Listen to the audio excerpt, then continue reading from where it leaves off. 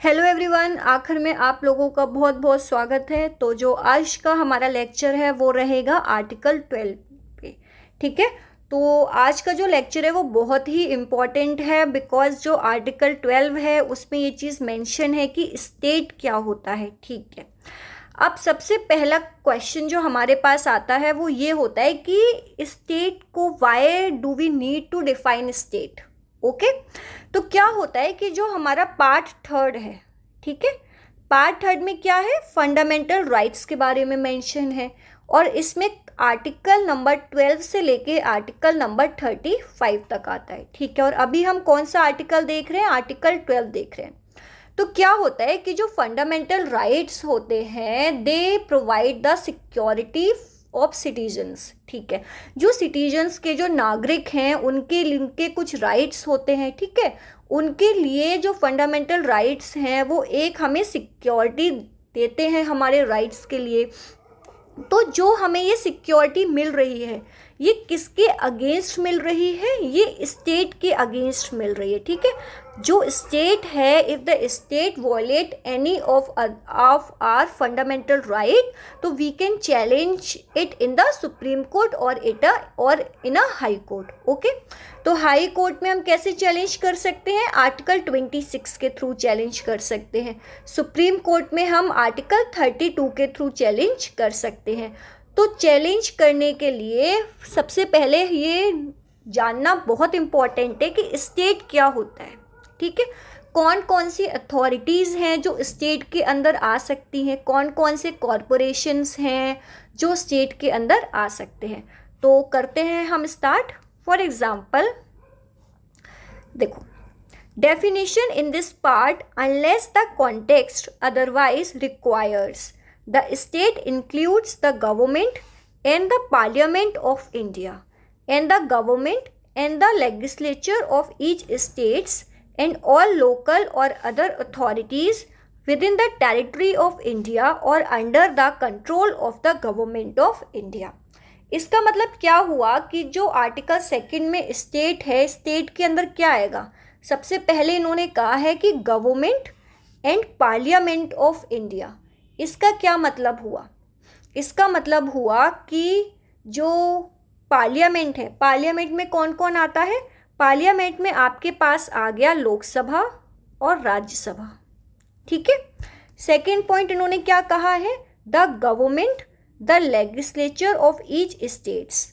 Okay, अब the legislature of each state यानी legislature में क्या क्या आता है, तुम्हारे पास आता है legislative assemblies, legislative councils. Okay, third इन्होंने क्या कहा है कि ऑल द लोकल और other authorities. Now this is very important. ठीक है, तो लेट्स सी, कहाँ लिखूं मैं, okay here see, local authorities में क्या आती है, लोकल अथॉरिटीज़ हेडिंग डालो और मेरे साथ साथ लिखना करो स्टार्ट। ठीक है, लोकल अथॉरिटीज़ जैसे आपकी कौन सी हो गई, म्यूनिसिपैलिटीज़ हो गई। ठीक है, म्यूनिसिपैलिटीज़ में जैसे क्या हो गया, म्यूनिसिपल कॉरपोरेशन।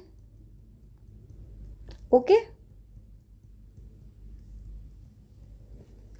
नगर पालिका,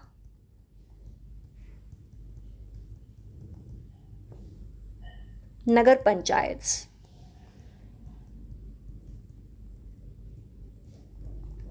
और क्या होता है लोकल अथॉरिटीज़ में, म्यूनिसिपैलिटीज़ आई हैं तो पंचायत्स भी आएंगी।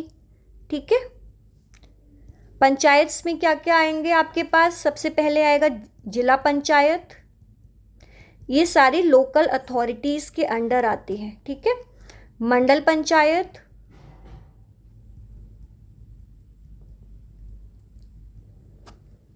और ग्राम पंचायत। ठीक है, और क्या आ सकता है लोकल अथॉरिटीज़ के अंदर, और तुम्हारे पास डिस्ट्रिक्ट बोर्ड्स।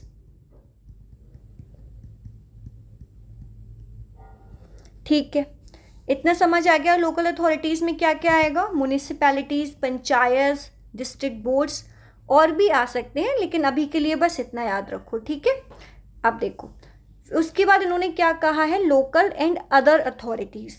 जो ये टर्म है अदर अथॉरिटीज़, इसमें क्या क्या आ सकता है? इसमें देखो, इसमें आ सकते हैं जो भी आपके स्टैट्यूटरी ऑर्गेनाइजेशंस हैं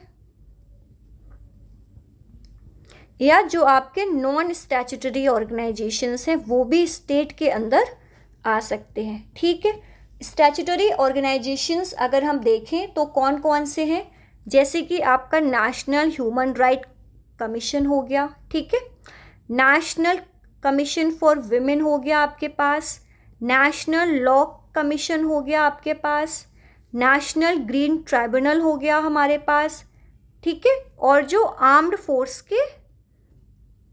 फोर्सेस के ट्राइब्यूनल्स होते हैं वो भी स्टैट्यूटरी ऑर्गेनाइजेशंस के अंदर आएंगे। ठीक है, अगर हम नॉन स्टैट्यूटरी ऑर्गेनाइजेशन की बात करें तो क्या आ सकता है, जैसे सीबीआई है हमारा, सेंट्रल विजिलेंस कमीशन हो गया, ओके, लोकपाल हो गए, लोकायुक्त हो गए हमारे, तो ये नॉन स्टैट्यूटरी ऑर्गेनाइजेशंस के अंदर आते हैं और ये सब हमारे स्टेट के अंदर आते हैं। स्टेट के अंदर हमारे पास पार्लियामेंट आता है, state legislative assemblies, legislative councils and all the local authorities और the statutory organisations, non statutory organisations. ठीक है, इतना समझ आ गया हमारे पास। अब देखो नेक्स्ट क्या लाइन है इसमें, Article 12 in itself is not a fundamental right technically, but it defines the term state for the fundamental rights that are entailed in the Article 14 to 35। तो मैंने आप लोगों को यही तो बोला था कि जो आर्टिकल 12 है वो अपने आप में कोई फंडामेंटल राइट नहीं है, लेकिन आर्टिकल 12 में जो आपकी डेफिनेशन है वो किस पे दी गई है, वो स्टेट के बारे में दी गई है। और ये क्यों इम्पॉर्टेंट है, ये आर्टिकल जो फंडामेंटल राइट्स के आर्टिकल हैं, आर्टिकल 14 टू आर्टिकल 35, ये इम्पॉर्टेंट है हमारे लिए। ठीक है, अब क्या होता है कि जो स्टेट है तो बहुत सारे ना जजमेंट्स आए, ठीक है, कि स्टेट क्या है, स्टेट क्या नहीं है। तो दो इंटरप्रिटेशन है या दो अप्रोचेस हैं जो हम लोगों ने ली। सबसे पहली क्या होती है, एक रेस्ट्रिक्टिव अप्रोच और दूसरी लिबरल अप्रोच। रेस्ट्रिक्टिव अप्रोच में क्या होता है कि हम उन्हीं को स्टेट डिफाइन करते हैं, उन्हीं अथॉरिटीज़ को that are exercising the governmental और सोवराइन फंक्शंस। ठीक है, for example Lok Sabha, Rajya Sabha, legislative assemblies, legislative councils and local authorities में अगर आप देखो तो म्यूनिसिपैलिटीज़, ठीक है, पंचायत्स। लिबरल इंटरप्रिटेशन क्या है हमारा कि says that it is not necessary for an authority to be engaged in sovereign और governmental functions to come under the definition of state, कि जरूरी नहीं है कि जो अथॉरिटी जिसको हम स्टेट कह रहे हैं वो पूरी तरीके से गवर्नमेंट के अंडर में हो और वो एक गवर्नमेंटल फंक्शन को परफॉर्म कर रही हो। ठीक है, जो हमारी बॉडीज़ हैं स्टेट की, जैसे इलेक्ट्रिसिटी बोर्ड हो गया, LIC हो गया, ONGC हो गया, इनको भी हम अदर अथॉरिटीज़ के डेफिनेशन के अंदर ले सकते हैं।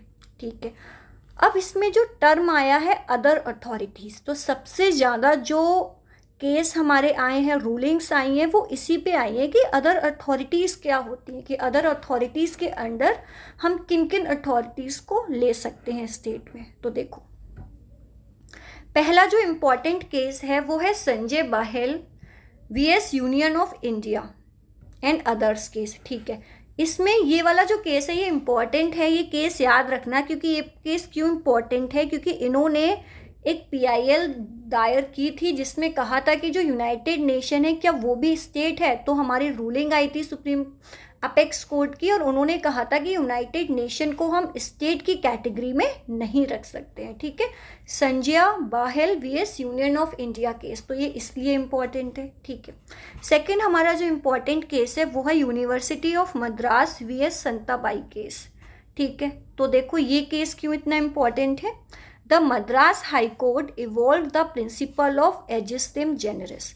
ये प्रिंसिपल बहुत इम्पॉर्टेंट है और ये किससे रिलेटेड है, ये रिलेटेड है द प्रिंसिपल ऑफ स्टेट से। ठीक है, कैसे, ऑफ लाइक नेचर, जैसे कि it means that those authorities are covered under the expression of other authorities which perform governmental और सोवराइन फंक्शंस। इन्होंने जो मद्रास हाई कोर्ट की रूलिंग थी, इन्होंने एक प्रिंसिपल को इवॉल्व किया, जिस प्रिंसिपल को हम प्रिंसिपल ऑफ एडजस्टिम जेनरस बोलते हैं। और इस प्रिंसिपल के अकॉर्डिंग वही अथॉरिटीज़ लोकल अदर अथॉरिटीज़ के अंडर में आ सकती हैं जिन अथॉरिटीज़ के जो फंक्शंस हैं वो प्रॉपर गवर्नमेंटल और सोवराइन फंक्शंस होंगे। ठीक है। अब एक और केस आता है Ujjam Bai VS union of India case. इसमें देखो क्या हुआ था, इसमें क्या था कि जो सुप्रीम कोर्ट है उसने द प्रिंसिपल ऑफ एडजस्टिम जेनरस को रिजेक्ट कर दिया और इन्होंने कहा कि जो अथॉरिटीज़ हैं अदर अथॉरिटीज़, उसमें कोई ऐसा नहीं है कि सिर्फ गवर्नमेंटल और सोवराइन फंक्शंस हो। अगर मेयर गवर्नमेंटल और सोवराइन फंक्शंस भी होंगे कम से कम, तो भी हम उनको लोकल अथॉरिटीज़ के अंडर रख सकते हैं। ठीक है। इसके बाद जो इम्पोर्टेंट केस है वो Rajasthan state electricity board VS Mohan Lal. ठीक है। इस केस में क्या था, it was held at the state it is not necessary that the authority must be performing governmental और सोवराइन फंक्शन। सेम केस था, जो ruling Ujjam Bai VS union of India के केस में आई थी वही इसमें आई है, इट शुड। लेकिन यहाँ पे क्या है, राजस्थान स्टेट इलेक्ट्रिसिटी बोर्ड जो केस था उन्होंने कुछ पॉइंट्स दिए कि जो अदर अथॉरिटीज़ होंगी, it should be created by the constitution of India, have the power to make laws, performance of functions very close to the government और सोवराइन फंक्शंस। कि जो अदर अथॉरिटीज़ हैं वो सिर्फ गवर्नमेंटल और सोवराइन फंक्शन वाला जो कॉन्सेप्ट था उसको हटा दिया। उन्होंने कहा कि हम 3 पॉइंट्स दे रहे हैं, जैसे कि वो कॉन्स्टिट्यूशन ऑफ इंडिया से क्रिएट होनी चाहिए, उनके पास पावर होनी चाहिए कि वो अपने लॉज बना सकती हैं, और जो उनके फंक्शंस हैं वो गवर्नमेंटल और सोवराइन फंक्शंस जो होते हैं किसी भी अथॉरिटी से उसके आसपास होने चाहिए। ठीक है। फिर एक इम्पॉर्टेंट केस आता है सुखदेव बीएस भागवतरम केस। इसमें क्या था कि जो LIC, ONGC, ANDIFC were held to be state as performing very close to the governmental or sovereign functions. The corporations are state when they enjoy power to make regulations. Regulation have force of law, clearance of 5 test. ठीक है। और ये कौन से 5 test थे वो हम आगे देखेंगे। देखो, सुखदेव बीएस भागवतरम इसमें क्या हुआ कि रूलिंग आई कि जैसे जो LIC हो गया आपका, ठीक है, ONGC हो गया, हम इनको भी स्टेट की कैटेगरी में रख सकते हैं। हम क्यों इन कैटेगरीज में रख सकते हैं इन कॉरपोरेशंस को, तो इन्होंने कहा कि वो कॉरपोरेशंस हम स्टेट की कैटेगरी में रख सकते हैं जिनके पास पावर होगी कि वो अपने रेगुलेशंस खुद बना सकते हैं, या जो उनके रेगुलेशंस हैं they have the force of law, यानी अगर उन्होंने अपने रेगुलेशंस बनाए हैं तो उनके रेगुलेशंस फोर्स भी होंगे, या वो 5 टेस्ट को क्लियर करें। तो ये 5 टेस्ट वाली रूलिंग है, ये कब आई थी? अब देखो, एक जजमेंट हमारा आया था, एक केस था हमारा RD Shetty VS airport of India case. तो यहाँ पे जो सुप्रीम कोर्ट के जज थे जस्टिस PN भागवती, इन्होंने क्या किया था, एक 5 पॉइंट टेस्ट दिया था कि हम जो भी ये 5 पॉइंट के अंदर आएगा हम उसे स्टेट मान सकते हैं आर्टिकल 12 के अंडर। ठीक है।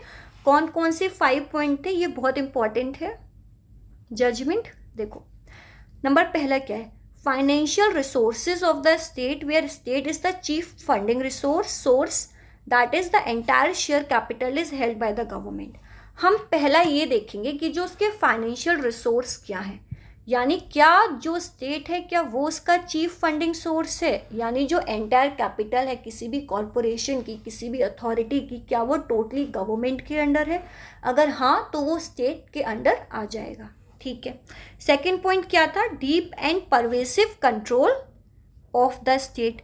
इसका मतलब क्या हुआ, इसका मतलब हुआ कि गवर्नमेंट के अंदर उसका एक पूरा उस अथॉरिटी पे गवर्नमेंट का पूरा कंट्रोल होना चाहिए। ठीक है। सेकेंड पॉइंट क्या हुआ, the functional character being governmental in its essence, meaning thereby that its functions have public importance और आर ऑफ गवर्नमेंटल कैरेक्टर। इसका मतलब हुआ कि जो वो अथॉरिटी है उसका जो फंक्शन है वो एक गवर्नमेंटल कैरेक्टर का होना चाहिए और जो उसके फंक्शंस हैं वो पब्लिक इम्पोर्टेंस में होने चाहिए, ठीक है। थर्ड पॉइंट क्या था हमारा, a department of government transferred to a corporation, या तो गवर्नमेंट का कोई डिपार्टमेंट हो जो कि एक कॉरपोरेशन में ट्रांसफ़र हुआ हो, ठीक है, तो भी हम उसको एज अ स्टेट ट्रीट कर सकते हैं, ठीक है। फिफ्थ पॉइंट क्या था, that it enjoys the monopoly status which state conferred और is protected by it. Okay, तो जो भी वो अथॉरिटी है उस पे उसको एक मोनोपोली स्टेटस मिला हुआ हो जो कि स्टेट ने या तो उसे दिया हो या स्टेट उसको प्रोटेक्ट कर रही हो, ठीक है। The absolute control of such authorities lies with the government, और उन अथॉरिटीज़ का एब्सोल्यूट कंट्रोल किसके पास होना चाहिए, गवर्नमेंट के। जैसे तुम्हारा पंचायत हो गया, ठीक है, पंचायत का जो एब्सोल्यूट कंट्रोल है किसके पास है, हमारा गवर्नमेंट के पास है, ठीक है। और पंचायत पे क्या है, एक मोनोपोली स्टेटस दे रखा है कि जो भी रूरल लोकल सेल्फ गवर्नमेंट होगी वो क्या है, वो पंचायत है। तो जो भी जैसे ग्राम सभा हो गया या रोड कंस्ट्रक्शन का हो गया वहाँ पे, तो पंचायत को एक मोनोपोली स्टेटस मिला हुआ है जो कि जो कि गवर्नमेंट ने उसे ऑफर किया हुआ है और गवर्नमेंट ही उसे प्रोटेक्ट कर रही है, ठीक है। तो ये जो RD. Shetty VS airport of India case हुआ था ये बहुत इंपॉर्टेंट है। यहाँ पे 5 पॉइंट मिले थे which defines that which authority should be under state और which authority should be not, okay. अब क्या इम्पॉर्टेंट है, union of India VS R C. Jain case, ये भी इम्पॉर्टेंट केस है। क्यों, इसमें डिफाइन किया था कि जो लोकल अथॉरिटी है वो कौन कौन सी लोकल अथॉरिटीज़ हैं जो कि लोकल अथॉरिटी के अंडर आएगी। तो इन्होंने कहा था कि an authority must fulfil the following test. कौन से टेस्ट हैं, एक तो सेपरेट लीगल एग्जिस्टेंस, कि उस अथॉरिटी की एक अलग से लीगल एग्जिस्टेंस होनी चाहिए। Functions in a defined area, एक पर्टिकुलर एरिया होना चाहिए जिसमें उस अथॉरिटी के फंक्शंस होने चाहिए। Has power to raise funds, वो अपने जो उसके फंड्स हैं वो अपने आप रेज कर सके। जैसे कि आपकी पंचायत होती है तो पंचायत को पावर है कि वो टैक्स लगा सकती है कुछ मैटर्स पे, इसका मतलब क्या है कि वो अपने फंड्स खुद भी रेज कर सकती है। इट एन्जॉयज ऑटोनॉमी, ठीक है, कि उसे ऑटोनॉमी मिलनी चाहिए कि वो अपने फंक्शंस खुद कर सकती है। फिफ्थ क्या है, entrusted by a statutory with functions which are usually entrusted to municipalities, जैसे फंक्शंस म्युनिसिपैलिटीज़ को आमतौर पर दिए जाते हैं वैसे ही कुछ फंक्शंस उस लोकल अथॉरिटीज़ के भी होने चाहिए। तो अगर कोई अथॉरिटी ये 5 पॉइंट को सेटिस्फाई कर रही है तो हम उसे लोकल अथॉरिटी के अंडर में रख देंगे आर्टिकल 12 के अंडर, ठीक है। इसके अलावा जो हमारा इम्पॉर्टेंट एक और केस है वो है Rupa Ashok Hurra VS Ashok Hurra case. The apex court reaffirmed that superior courts of justice did not fall within the ambit of state or other authorities under Article 12. इसका क्या मतलब हुआ, इसका मतलब हुआ कि हमारे पास जो जुडिशरी है, एक क्वेश्चन हमारे पास आया कि is judiciary a state under article 12। जो जुडिशरी है क्या हम उसको स्टेट मान सकते हैं आर्टिकल 12 के अंदर, क्योंकि हमने पार्लियामेंट को स्टेट माना है, तो क्या जुडिशरी भी स्टेट हो सकती है। तो रूपा अशोक हुर्रा वीएस अशोक हुर्रा में अपेक्स कोर्ट का ये रूलिंग आई थी कि जो सुपीरियर कोर्ट ऑफ जस्टिस है यानी जो जुडिशरी है वो स्टेट के एम्बिट के अंदर या अदर अथॉरिटीज़ के अंडर नहीं आती है। इससे क्या हुआ कि जो तुम्हारे पास जुडिशियल बॉडीज़ होती हैं, ठीक है, अगर वो जुडिशियल बॉडी अगर उनका जो फंक्शन है वो जुडिशली फंक्शन है, ठीक है, तो वो स्टेट के अंदर नहीं आएगी, ठीक है। लेकिन अगर उनका कोई एडमिनिस्ट्रेटिव फंक्शन हो रहा है, अगर वो कोई एडमिनिस्ट्रेटिव फंक्शन भी कर रही हैं साथ के साथ, तो जो उनका एडमिनिस्ट्रेटिव फंक्शन है ये स्टेट के अंदर आ सकता है। और अगर यहाँ पे कोई फंडामेंटल राइट का वॉयलेशन होता है तो आप इसे कोर्ट में चैलेंज कर सकते हो, ठीक है। यही यहाँ लिखा हुआ है, superior judicial body when acting judicially would not fall under the definition of state but when it performs any administrative और similar functions for example conducting examination, it will fall under the definition of state, and that remedy could be sought in that context only in the case of the violation of fundamental rights. ठीक है, तो यहाँ तक आप लोगों को समझ में आ गया कि स्टेट के अंदर कौन सी अथॉरिटीज़ आ सकती हैं और कौन सी अथॉरिटीज़ नहीं आ सकती हैं. ठीक है, कौन कौन से इम्पॉर्टेंट हमारे केसेस हुए थे, जैसे कि आप लोगों को जो केस याद रखना है वो रूपा हुर्रा वीएस अशोक हुर्रा वाला केस याद रखना है आपको. इसके बाद union of India VS RC Jain case याद रखना है, क्योंकि इन्होंने 5 पॉइंट्स दिए थे जिससे हम लोकल अथॉरिटी के बारे में पता लगा सकते हैं कि कौन कौन सी अथॉरिटीज़ के एम्बिट में आती हैं. RD. Shetty VS airport of India का केस रखना है. इन्होंने 5 पॉइंट टेस्ट दिया था कि हम पता लगाएं कि स्टेट के अंदर कौन सी अथॉरिटीज़ आ सकती हैं. ठीक है, इसके अलावा जो इम्पॉर्टेंट है केस वो हमारा है Rajasthan state electricity board Mohanlal case VS, ये भी इम्पॉर्टेंट केस है हमारा. इसके अलावा इम्पॉर्टेंट केस हो गया हमारा Sanjay Bahal VS union of India case. ये क्यों है, क्योंकि यहाँ पे जो क्वेश्चन उठा था कि क्या यूनाइटेड नेशंस को हम स्टेट के अंदर रख सकते हैं, तो जो भी इंटरनेशनल बॉडीज़ होती हैं आपकी, जैसे कि यूनाइटेड नेशन हो गया, उन्हें आप स्टेट के अंदर नहीं रख सकते. ठीक है, स्टेट के अंदर नहीं रख सकते या वो स्टेट के अंदर नहीं आती हैं. ठीक है, इसके बाद एक प्रिंसिपल इवॉल्व हुआ था university of Madras VS Santabai case में, जिसको प्रिंसिपल ऑफ एजिस्टेम जेनरस बोलते हैं. इस प्रिंसिपल के अकॉर्डिंग कि सिर्फ वही अथॉरिटीज़ जिनके फंक्शंस टोटली गवर्नमेंटल और सोवरेन फंक्शंस हैं, सिर्फ हम उनको ही स्टेट के अंदर रख सकते हैं. तो ये था हमारा आज का टॉपिक. अगर इसमें आप लोगों को कोई भी डाउट हो तो आप लोग मुझसे पूछ सकते हैं. तो आज के लिए बस इतना ही. Thank you so much. अगर आप लोगों को मेरी वीडियोस अच्छी लग रही हो तो मेरा जो चैनल है आखर क्लासेस करके, उसको प्लीज़ सब्सक्राइब कर दें, और वीडियो अगर अच्छी लगे तो please like. Thank you so much.